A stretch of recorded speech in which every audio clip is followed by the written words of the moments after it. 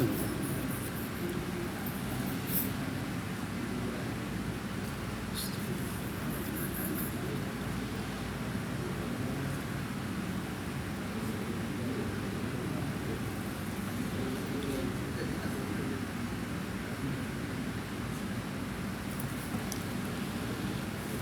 بالله السميع العليم من الشيطان الرجيم. بسم الله الرحمن الرحيم.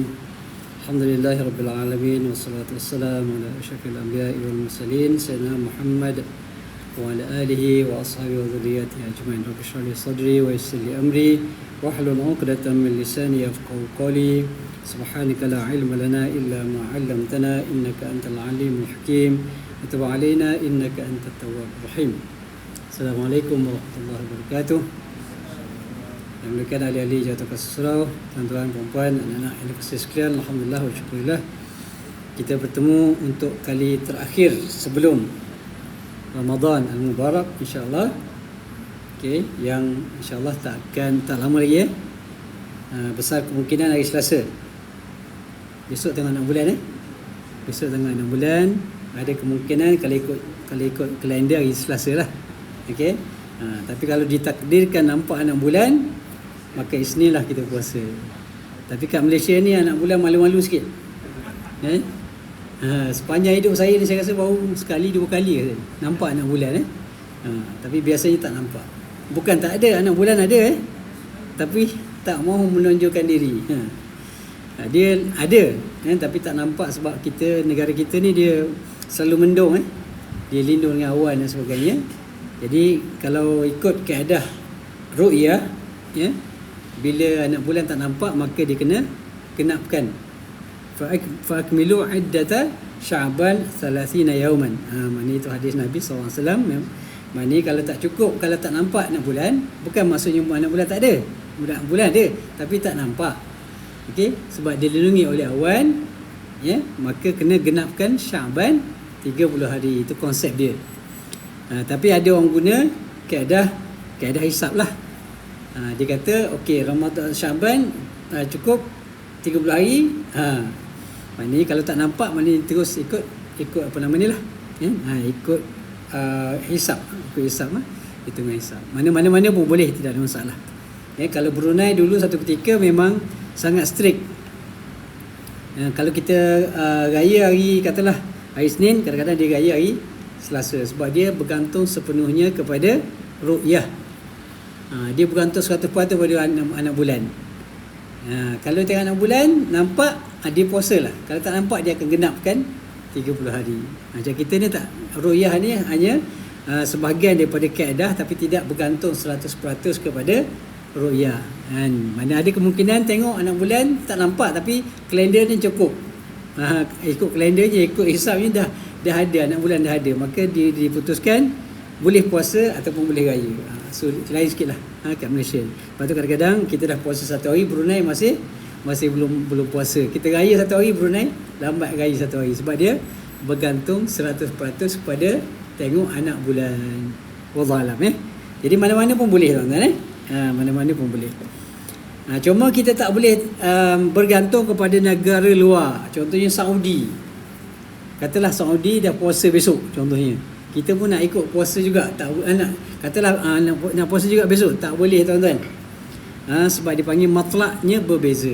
Matlak ni tempat lahirnya anak bulan tu tempat yang berbeza. Dia jarak masa antara kita dengan Saudi tu lebih kurang 6 jam. Bukan 6 jam bukan 6 jam. So dia tak boleh pakai yang Saudi punya.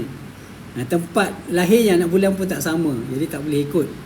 Jadi kita kena ikut kat Malaysia. Tapi kalau contohnya memang ada negara-negara jiran kita, contoh Thailand nampak anak bulan, ataupun Indonesia nampak anak bulan, ataupun Singapura yang lebih dekat nampak anak bulan, kita boleh ikut.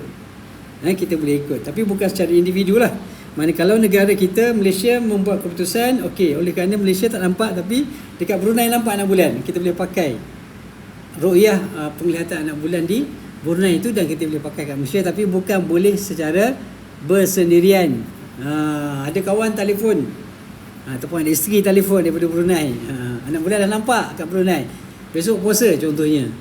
Tapi kerajaan kata belum, kita tak ikut Brunei contohnya lah. Maka kita kena ikut keputusan yang dibuat oleh negara. Tak boleh kita pandai-pandai nak puasa ataupun raya lebih awal daripada apa yang dah ditetapkan oleh negara. Wallahualam. Baik tuan-tuan, Allah SWT, oleh kerana kita pun nak puasa, maka kita ubah tajuk sikit lah. Ubah tajuk sikit.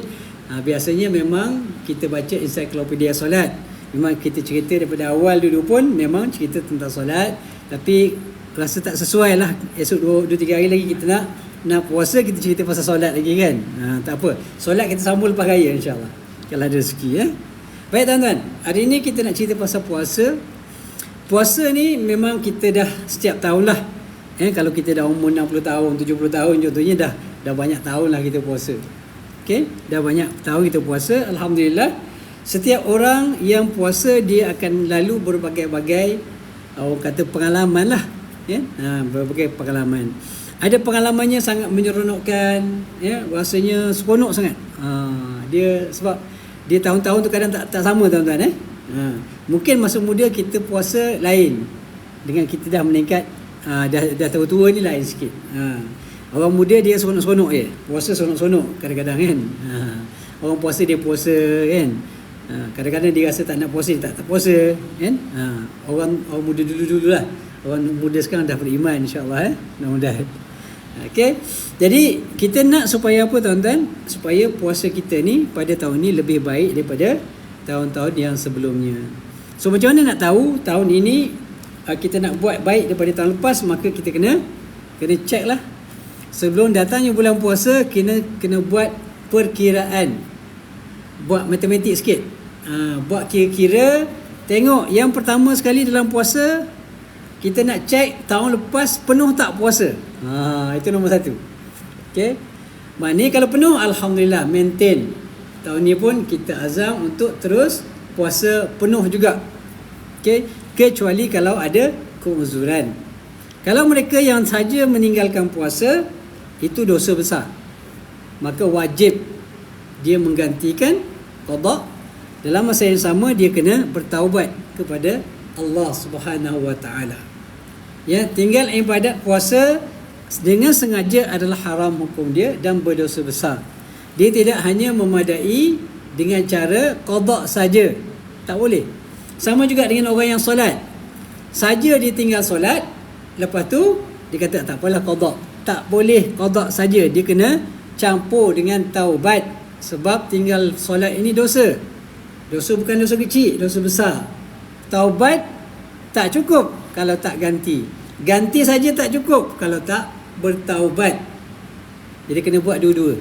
Sama juga orang puasa, sengaja tinggal puasa. Saja je. Rasa tak nak puasa lagi ni, dia pun tak puasa. Depan orang ni puasa. Sebab mak ayah dia, kalau tahu siap dia kalau tak puasa kan. Tapi depan mak ayah dia puasa kan, belakang tak puasa. Bila buat jamuan puasa, dialah orang mula-mula pergi tempat jamuan puasa. Nampak sangat laparnya kan. Lapar yang dibuat-buat lah kan. Contoh. Jadi maknanya puasa tu kita nak supaya apa? Supaya puasa adalah lebih baik. Itu yang pertama. Kita kena tengok balik puasa kita tahun lepas.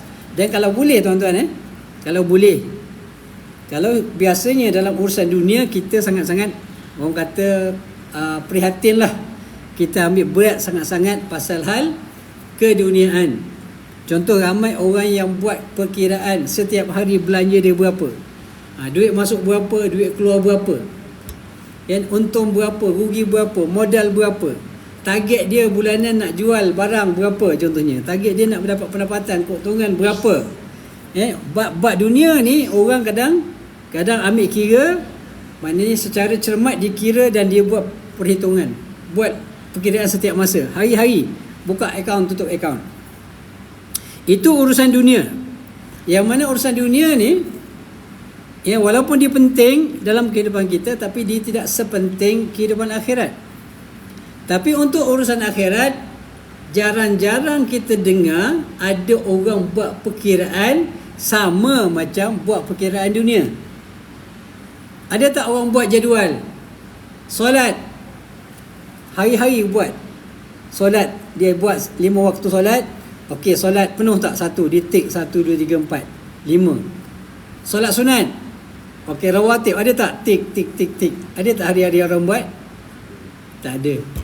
Bukan cerita orang lah, saya pun tak ada buat. Kemudian Quran, contohnya Quran, bacaan Quran satu hari berapa muka surat, tulis setiap hari. Ada orang buat? Jarang orang buat. Okey. Sama juga Ramadan. Tahun lepas ada tak kita buat berapa juzuk? Kita mungkin ingatlah, okey, khatam sekali. Itulah khatam sekali. Tapi ada tak kita buat? Contohnya kita tulis derma berapa banyak tahun lepas kita tulis. Supaya apa tuan-tuan? Bila kita tulis, dan satu lagi ibadat yang lain yang penting juga dalam bulan Ramadan. Selain daripada puasa, tu cukup tak cukup? Yang kedua, puasa kita dipenuhi dengan apa? Contohnya kalau kita puasa tahun lepas, kita nak pastikan bahawa puasa kita dipenuhi dengan perkara-perkara yang bermanfaat. Contohnya apa dia? Contoh puasa dah lengkap 30 hari, alhamdulillah. Kita isi apa puasa kita tahun lepas? Quran habis tak? Sekurang-kurangnya 30 juzuk. Khatam sekali, alhamdulillah. Kalau ada, okey, tik. Kemudian selepas baca, adakah kita rasa cukup? Kadang-kadang kita dah rasa cukup. Hari ini dah cukup 1 juzuk. Kita target 30 juzuk. Hari ini 1 juzuk dah lepas. Kemudian lepas tu solat pun dah okey, tarawih malam lepas. Yang lain tu kita penuh dengan benda-benda yang tak berfaedah. Tak boleh tuan-tuan. Tak boleh. Dia kalau boleh, seboleh-bolehnya kita nak isi semua masa kita 100% kalau boleh dengan perkara-perkara yang boleh mendatangkan ganjaran pahala di sisi Allah SWT di bulan Ramadan. Kita kena buat. Kalau kita boleh buat itu, kita dapat buat perbezaan antara puasa kita tahun lepas dengan tahun ini, dan kita berazam. Kalau tahun lepas, contohlah, tahun lepas kerana sebab-sebab tertentu kita tak boleh puasa full, maka tahun ini kena berazam untuk kita penuhkan puasa 30 hari.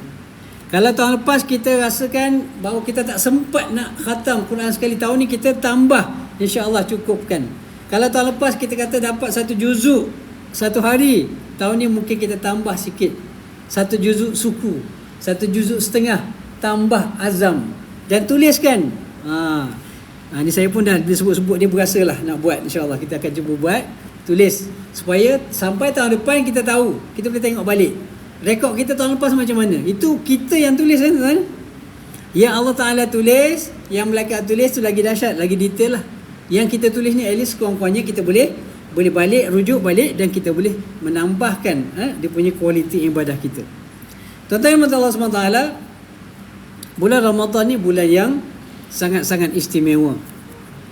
Okay? Dia sangat istimewa, dia sangat special. Kenapa? Kerana di dalamnya terdapat berbagai-bagai tawaran yang diberikan oleh Allah Subhanahu Wa Taala. Kita yang tertarik, yang teruja bila apa?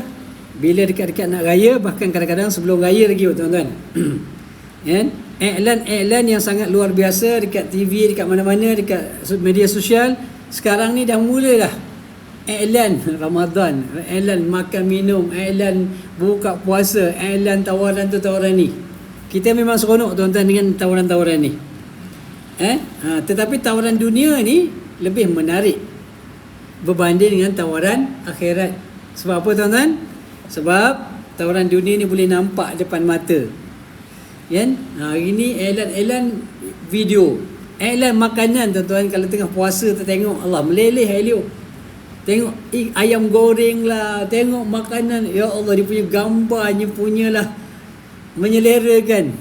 Rasa-rasa nak buka puasa terus. Punya dahsyat pengiklanan tuan-tuan. Kita sangat mudah tertarik dengan apa yang kita tengok. Tetapi bila tawaran Allah SWT yang Allah Ta'ala berikan kepada kita untuk akhirat, tak ramai orang sahut, tak ramai orang nak ambil peluang. Kenapa? Kerana benda akhirat ni benda yang tak nampak, dan memang itu pun sifatnya akhirat. Itulah juga sifat syurga yang Allah Ta'ala sediakan kepada orang-orang yang beriman. Allah Ta'ala sebut dalam satu hadis kursi, a'dadtu li'ibadiyas salihin ma la 'ainun ra'at. Aku sediakan bagi hamba-hambaku yang beriman, hamba-hambaku yang salih. Apa Allah Ta'ala kata? Ma la 'ainun ra'at. Satu nikmat, satu keistimewaan, satu kelebihan yang tidak pernah dilihat oleh mata manusia.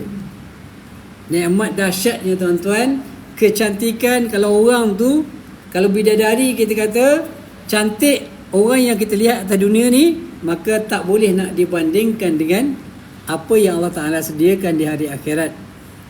Benda ataupun nikmat, ataupun kalau wanita-wanita lah, kalau harta lah, kalau emas, permata dan sebagainya, yang kita tengok bukan main cantik dunia ni, tak sama dengan akhirat. Rumah istana yang hebat di dunia ni tak sama dengan rumah istana yang sangat hebat di akhirat. Kan? Itu tak nampak tuan-tuan. Mala ainun ra'at, mata tak pernah tengok satu nikmat yang Allah Ta'ala sediakan di akhirat. Wala udhunun sami'at, telinga pun tak pernah dengar nikmat hebatnya. Kalau kita pernah, kalau sahabat-sahabat tuan-tuan contohnya pernah mendengar orang bercerita tentang satu tempat yang sangat cantik, sangat indah. Okey. Kalau pengalaman saya, tempat yang paling cantik, yang paling indah yang pernah saya lawati adalah sebuah negara yang bernama Switzerland. Switzerland, kalau tuan-tuan pernah pergi, kalau tengok dalam gambar, tengok video, tempat yang sangat cantik tuan-tuan. Mana kita boleh anggap macam syurga dunia lah. Memang cantik sungguh. Kalau tuan-tuan pergi dekat TikTok, type Switzerland, tengok dia punya pemandangan menghijau dengan gunung ganang dia, memang sangat cantik. Hijau, cantik sangat, bersih pula tu. Sangat cantik tuan-tuan. Okay? Jadi kita tak pernah pergi, tapi ada orang cerita, oh tempat dia begini-begini. Kita pun, oh Masya Allah, hebat. Kalau ada orang yang pernah cerita dengan kita, ada pernah kita dengar sesuatu daripada orang yang menceritakan kepada kita tentang keindahan sesuatu tempat, maka itu bukan lagi syurga. Syurga tak boleh didengari, tak boleh. Mana kalau ada orang cerita macam tu cantik, belum lagi cantik macam tu. Syurga jauh lagi cantik. Wala khatar ala qalbi bashar, bahkan tak pernah terlintas dalam pemikiran manusia punya cantiknya, punya indahnya, punya sedapnya, tak boleh digambarkan tuan-tuan.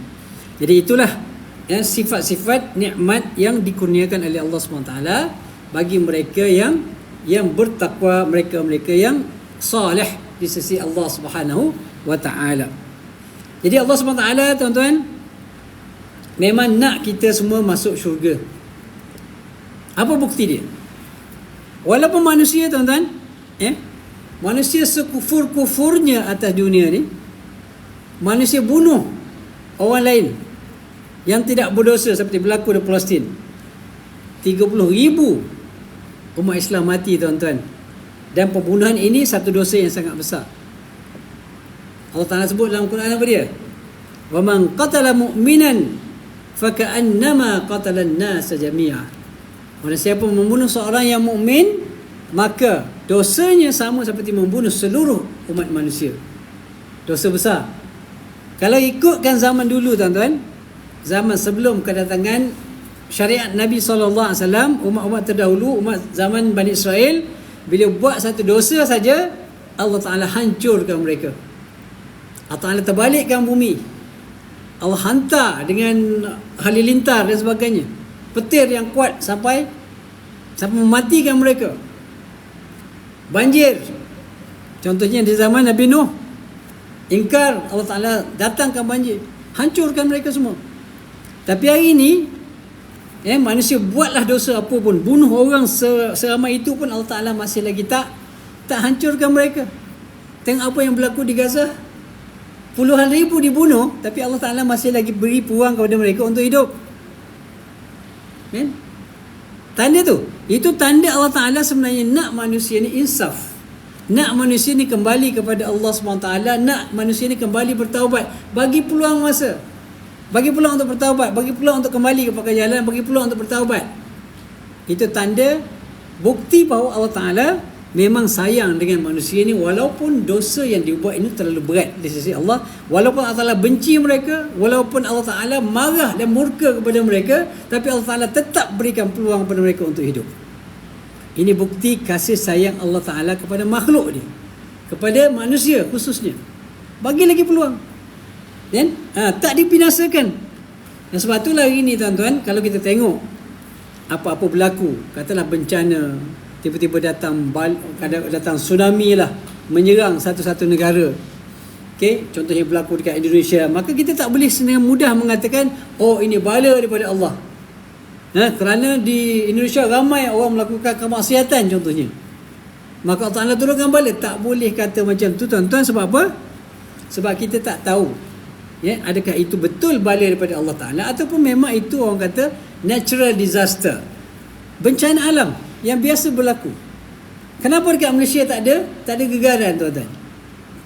Kenapa di Malaysia tidak ada gempa bumi? Sebab di Malaysia tak ada gunung berapi. Sebab tu dia berlaku dekat Indonesia, sebab Indonesia memang ada gunung berapi. Bila ada gunung berapi, maknanya peluang untuk adanya gempa bumi sangat besar. Itu punca dia. Okay, memang itu Allah Ta'ala tetapkan begitu. Dia tak ada kaitan dengan apa yang dilakukan oleh manusia.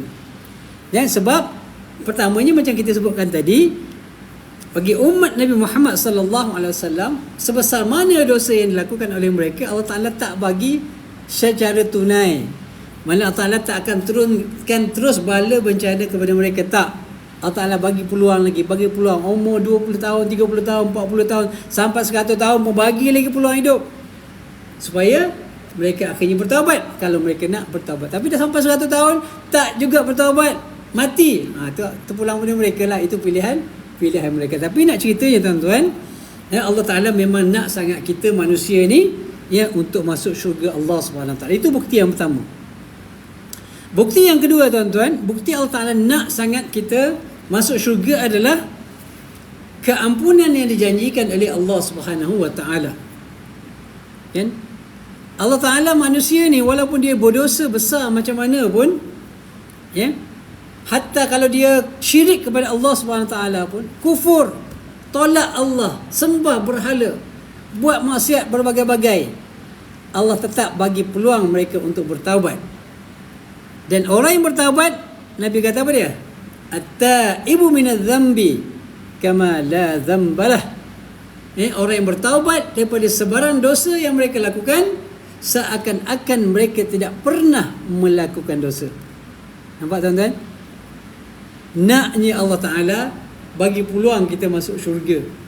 Dosa besar macam mana pun, selagi mana nyawa mereka tidak sampai ke halkum, selagi mana mereka tidak lagi berada dalam keadaan nazak, masih lagi diberikan peluang untuk meminta keampunan, bertaubat kepada Allah Subhanahu Wa Ta'ala. Banyak-banyak dosa pun bertaubat, ikhsafkan diri betul-betul, bersihkan diri daripada segala dosa, tinggalkan kemaksiatan, jangan lagi berazam untuk melakukan perbuatan yang sama, bertaubat sungguh-sungguh, insya-Allah Allah Ta'ala hapuskan segala dosa. Tak kisah apalah dosanya yang dilakukan oleh manusia, bunuh orang ke, maksiat, berzina ke, minum arak, berjudi, yang menipu, rasuah dan sebagainya. Apapun dosa yang dilakukan oleh manusia, kalau dia bertaubat, Allah Ta'ala akan ampunkan dosa dia. Kosong, zero. Orang yang tak beriman tuan-tuan, sepanjang hidup dia menyembah berhala, maksiat berbagai-bagai, buat maksiat, bunuh orang pernah, berzina selalu, minum arak somong-somong, hari-hari buat maksiat. Tetapi akhirnya Allah Ta'ala bukakan pintu hati mereka untuk beriman, taat pada Allah, kembali mengucap la ilaha illallah Muhammadur Rasulullah, mati. Lepas mengucap, kena aksiden, mati. Masuk syurga tuan-tuan. Masuk syurga. Walaupun belum sempat beramal. Dia bertaubat sungguh-sungguh, masuk Islam, tiba-tiba mati aksiden. Syurga terus tuan-tuan. Syurga terus. Itu kehebatan yang Allah Ta'ala berikan bagi mereka yang bertaubat dan kembali kepada Allah Subhanahu Wa Ta'ala. Jadi manusia tidak ada yang bersih daripada segala dosa. Nabi SAW juga bersabda, kullun nas khata'un. Semua manusia buat silap. Semua manusia buat dosa. Tak ada orang maksum. Tidak ada orang maksum. Tidak ada orang yang tak pernah melakukan dosa, tak ada. Tetapi di kalangan mereka yang buat berdosa, yang berdosa itu, ada yang terbaik di kalangan mereka. Dosa ni kita tak baik, tapi di kalangan orang-orang tak baik tu ada yang baik. Siapa dia? At-tawwabun, kata Nabi. Orang yang bertaubat. Ya? Orang bertaubat adalah orang-orang yang terbaik di kalangan orang-orang yang tidak baik. Sebab bila buat dosa tak baik. Tapi di kalangan orang-orang tak baik itu ada orang yang baik di kalangan mereka. Yang terbaik siapa dia? Orang yang bertaubat. Sebab tak ada orang tak berdosa. Kita berdosa, saya berdosa, tuan-tuan berdosa, semua orang berdosa. Tapi orang yang terbaik di kalangan orang yang berdosa ini adalah orang yang bertaubat kepada Allah Subhanahu Wa Taala. Jadi bila taubat itu Allah Ta'ala akan ampunkan dosa kita semua. Okay? Baik tuan-tuan, selain daripada itu, bukti juga Allah Ta'ala memang nak kita ni semua masuk syurga. Allah Ta'ala datangkan bulan Ramadan Al-Mubarak. Allah tahu kita ni lemah tuan-tuan. Allah Ta'ala tahu kita ni tak mampu untuk beramal siang dan malam. Walaupun kita memang dijadikan oleh Allah asasnya untuk bertaubat. Asasnya untuk beribadah kepada Allah Subhanahu Wa Taala. Ayat yang selalu kita dengar. Wa ma khalaqatul jinna wal insa illa liya'budun. Aku tidak jadikan jin dan manusia kecuali untuk beribadah kepada aku. Itu matlamat kehidupan manusia. Allah Ta'ala tak cipta manusia untuk seronok-seronok.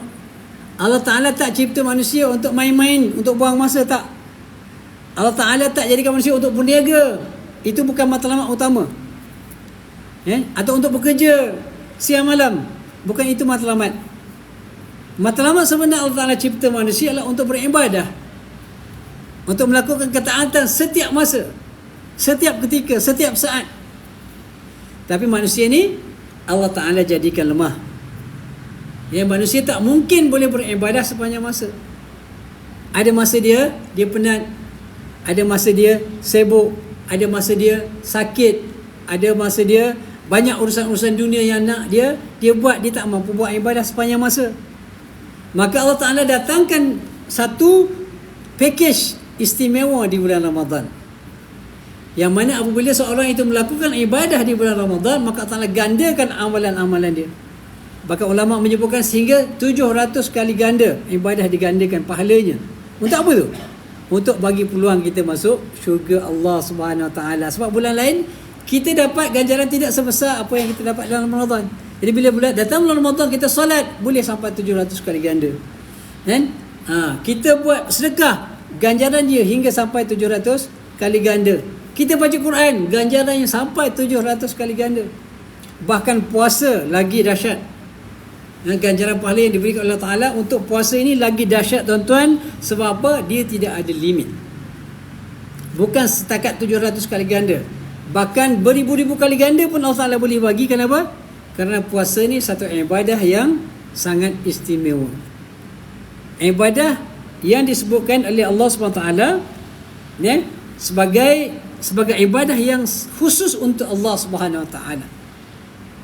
Dalam satu hadis kursi Allah Ta'ala sebut, likulli amal ibni adam lahu illa siyam fa innahu li wa ana ajzi bih. Allah Ta'ala sebut dalam hadis kursi apa dia tuan-tuan? Okay. Setiap amal anak Adam itu bagi dia. Maksudnya bila dia buat pahala, dia buat solat dapat pahala sekian-sekian. Dapat pahala solat jemaah dapat 27 kali ganda. Bulan Ramadan digandakan sehingga 700 kali ganda. Tapi puasa tak tuan-tuan. Puasa lain. Kenapa dia lain? Kerana Allah SWT kata fa innahu li, puasa ni sepenuhnya untuk aku, kata Allah SWT. Walaupun solat memang untuk Allah, sedekah untuk Allah, kita belajar duduk macam ni belajar ilmu untuk Allah, tapi dia tak sama macam puasa.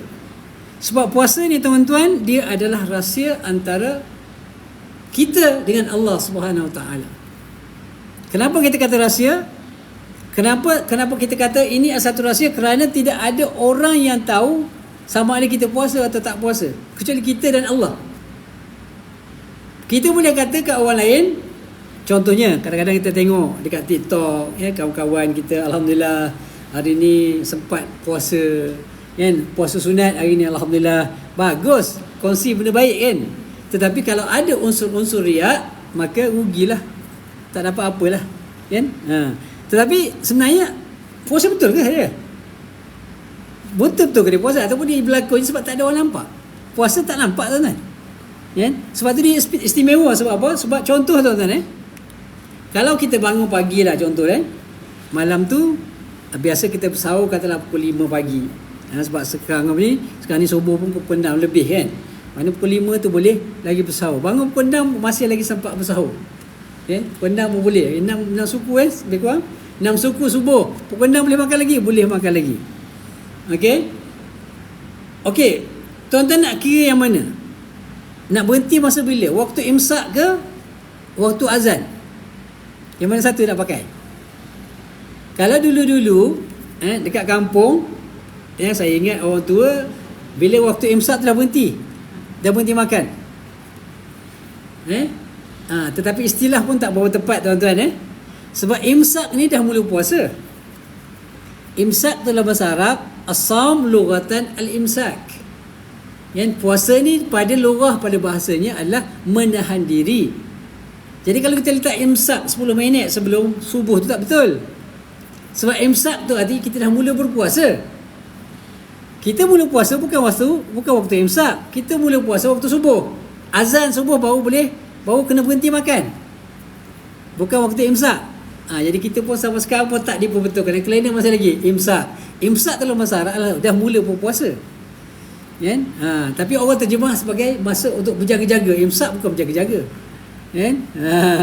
Kalau jaga-jaga sebenarnya adalah mana imsak sebenarnya adalah kita dah mula berpuasa. Okey. Jadi maksudnya kalau walaupun dah masuk waktu imsak, kita bangunlah katalah subuh masuk pukul 10.15. Kita bangun pukul 10, 5 minit. Ada 10 minit lagi sebelum subuh. Boleh makan lagi? Boleh makan lagi tuan-tuan. Makanlah. Tak ada masalah. Sampailah bunyi azan. Azan kena stop lah. Azan kena berhenti lah. Itu bermulanya puasa kita adalah daripada terbitnya fajar. Fajar subuh lah. Barulah kita mula puasa. Janganlah maknanya alamak dah terlewat lah. Dah masuk waktu imsak. Kita pun berhenti. Rugi tuan-tuan. Ada 10 minit lagi masa untuk kita makan. Makan tak ada masalah. Waktu sebenar kita puasa adalah bila masuknya waktu subuh. Okey, baik. Katalah ini nak cerita tentang kenapa puasa ni istimewa. Kalau contohnya kita dah bangun azan subuh baru kita sedar. Okey. Makanan banyak. Sedia malam tadi nak sahur katalah pukul 5.30 nak sahur. Semua tak bangun. Semua tak bangun. Nasi macam-macam nasi ada. Nasi berani je, nasi macam-macam ada. Ayam lah dengan sate dengan memang nak makan. Setengah orang gini tuan-tuan. Setengah orang dia masa makan, masa dia buka puasa dia makan sikit-sikit. Dia pulun betul-betul masa sahur. Makan besar masa sahur. Sebab apa? Sahur ni dia panjang masa kan. Dia lapar, dia makan banyak kat situ. Ada orang macam tu. Dia sedia makanan, dah bangun, anak beranak bangun dah subuh. Makanan banyak atas meja. Okey, persoalan sekarang. Nak makan ke tak? Katalah kalau ramai-ramai tu mungkin payah sikit. Katalah suami isteri baru kahwin, dia duduk 2 orang je kat rumah. Makanan banyak, nak makan sahur tapi tiba-tiba bangun dah subuh. Baik, nak makan ke tak makan? Kalau dia tak makan dan teruskan puasa, artinya itu tanda dia bertakwa kepada Allah Subhanahu Wa Taala. Kenapa? Orang tak tahu. Alas setakat 2 orang tu boleh kau tim lah orang kata. Diam-diam lah, awak nak makan. Isteri kata tak nak saya bang. Awak nak makan lah. Contohnya kan. Jadi suami pun okey makan. Sebab suami kurang bertakwa. Isterinya kuat sikit takwa. Tahan, tak nak makan. Artinya kalau dia tak nak makan, sedangkan dia boleh makan, dia nak makan, dia lapar dan dia rasa tak boleh puasa, kalau tak bersahur, maka dia makan. Jadi tak ada orang tahu pun tuan-tuan. Tak ada orang tahu pun dia makan tak makan. Dia lepas tu ada jamuan buka puasa, dia pergi je lah. Tak ada masalah. Kan? Tahu orang datang tengok muka kenal ke orang puasa tak puasa? Tak kenal tuan-tuan. Kan? Kadang-kadang orang tak puasa tu muka dia letih daripada orang puasa. Dia pandai berlakon kan. Yang orang puasa relax, dia yang tak puasa ni. Sebab dia takut tampak macam tak puasa, dia tunjuk dia lebih puasa daripada orang lain yang memang puasa kan. Boleh. Jadi sebab itulah ia menunjukkan maknanya kita nak buat satu benda tetapi kita tak buat kerana kita yakin sesungguhnya Allah Ta'ala sedang memerhatikan kita, maka kita tak buat, maka dapatlah ketakwaan di situ. Sebab itulah dia punya pahalanya sangat hebat dan luar biasa, kerana Allah Taala kata fa innahu ajzibih, fa innahu li wa ana ajzibih, maknanya puasa itu khusus untuk aku, kata Allah, dan akulah yang akan menentukan pahala bagi dia. Maknanya kalau Allah Taala menentukan, Allah Taala bagi sebanyak mana lah, ikut keikhlasan kita, ikut kesempurnaan puasa kita, kerana kita buat kerana semata-mata kerana Allah. Kalau kita solat, orang nampak tuan-tuan, dan ada tak peluang kita jadi riak? Ada. Kita solat, kalau solat kat rumah kadang-kadang laju je. Kalau solat seorang-seorang tuan-tuan, solat wajib pun kadang 2 minit yang 4 rakaat. Tapi kalau ramai-ramai ni, lama, Allahu Akbar, khusyuk kau main. Kenapa? Kerana orang tengok. Kalau orang tak tengok laju, kalau tengok orang mula orang tengok, dia dah mula slow. Buat kenapa tu? Bukan kerana Allah, dah buat kerana manusia. Tapi puasa tak boleh, tuan-tuan. Puasa ni ibadah yang sangat istimewa. Ya, sebab itulah tuan-tuan yang rahmati Allah SWT, kita jangan lepaskan peluang, kan? Dalam 4-5 hari lagi, 2-3 hari lagi kita akan berpuasa, dan kita doakan kepada Allah SWT supaya Allah Ta'ala berikan kekuatan kepada kita, dan kita akan tengok satu, orang kata, miracle lah, satu keajaiban akan berlaku di bulan Ramadan. Sekarang kita tengok mungkin satu baris, satu soft, kan, ni maghrib, solat maghrib isyak, kan, tengok lepas puasa je sampai ke tangga no. Itu orang kata kehebatan bulan Ramadan, itu miracle. Satu orang kata keajaiban yang sangat luar biasa yang Allah bagi, maknanya kalau sehari sebelum tu baru satu saf atau 2 saf, tapi masuk satu bulan Ramadan tu sampai ke tangga, tuan-tuan. Luar biasa Ramadan ini. Itu tanda lagi, tanda bahawa Allah Ta'ala memang sayang kat kita, bagi semua kekuatan. Walaupun jarang-jarang kita nampak muka dia kat surau, insyaAllah Ramadan nampak muka dia, insyaAllah. Tak apalah, setahun sekali pun, tuan-tuan. Sekurang-kurangnya bulan Ramadan dia datang, sahabat-sahabat kita yang lain tu, insyaAllah. Jadi tuan-tuan, Allah SWT, kita doakanlah yang mudah-mudahan Allah Ta'ala berikan kekuatan kepada kita, kekuatan juga pada sahabat-sahabat kita, keluarga kita, insyaAllah, untuk menjadikan Ramadan pada tahun ini ialah Ramadan yang terbaik, insyaAllah. Aku qawli hadza wa astaghfirullah lakum. Wassalamualaikum warahmatullahi wabarakatuh.